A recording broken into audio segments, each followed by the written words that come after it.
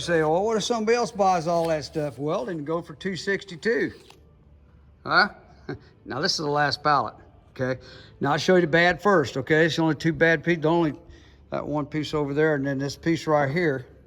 This is a 3-inch piece right here, and it's broke. I believe it's called cast aluminum, and I didn't know where to throw it away or not, okay? So there it goes. If you can glue it back, weld it back together, great. If you can get some use out of that part, that's great. And if you call me up and say, hey, I bought that, throw that away, I don't want to pay for shipping it, I'll do that. Except it's cast aluminum, it's worth some money. All right, let's see what we got here.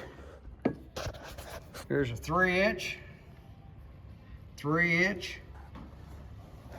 another 3-inch, a couple of 2.5 inches over there. And it does say deduct 4.5 for a 90-degree stub on both of those. Let me get on the other side. Let's see. I can't read that too good. It might be 3.5 inch there. That's 3.5 inch. 4 inch. And this big dude right here says 2.5 inch.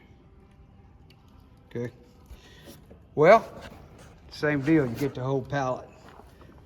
You can pick it up. I'll help you load it, or else I'll ship it to you.